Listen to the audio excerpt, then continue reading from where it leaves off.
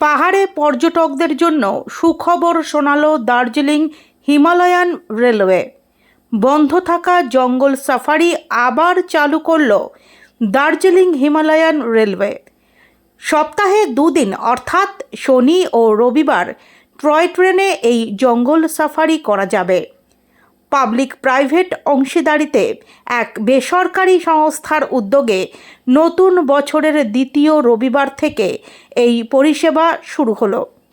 পর্যটকরা প্যাকেজ সিস্টেমে এই সাফারি সফর করতে পারবেন। এই সাফারি সফর শিলিগুড়ি জংশন থেকে শুরু হয়ে গড়াবাড়ি পর্যন্ত যাবে। উত্তরবঙ্গের সংরক্ষিত বনাঞ্চল মহানন্দা রয়েছে। ট্রেনে বসেই দেখা যাবে হাতির পাল, দেখতে পাবেন মুখ উঁচু করে স্থির হয়ে দাঁড়িয়ে বুনো বাইসন, হরিণ কিংবা আস্ত একটি লেপার্ড। গত সেপ্টেম্বর মাসে চালু হওয়া জঙ্গল সাফারি যেত রংটং পর্যন্ত, কিন্তু রবিবার সেই সাফারির আকর্ষণ আরও বাড়িয়ে সকাল 10টায় টয় ট্রেন ছুটল শিলিগুড়ি জংশন থেকে ঝিকঝিক করতে করতে গয়াবাড়ির পথে।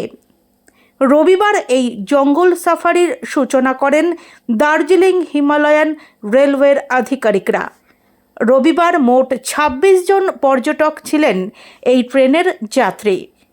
কামরার ভেতরে সুসজ্জিত পরিবেশ দেখে পর্যটকরা রীতিমতো খুশি।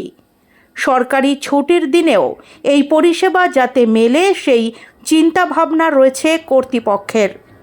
7 বছরের চুক্তিতে ওই সংস্থা টয় ট্রেন জঙ্গল সাফারি পরিষেবা চালু করল। শীতের মরশুমে এই টয় ট্রেন পরিষেবা উত্তরবঙ্গে পর্যটকদের আকর্ষণকে আরও বাড়িয়ে তুলবে বলে মনে করা হচ্ছে।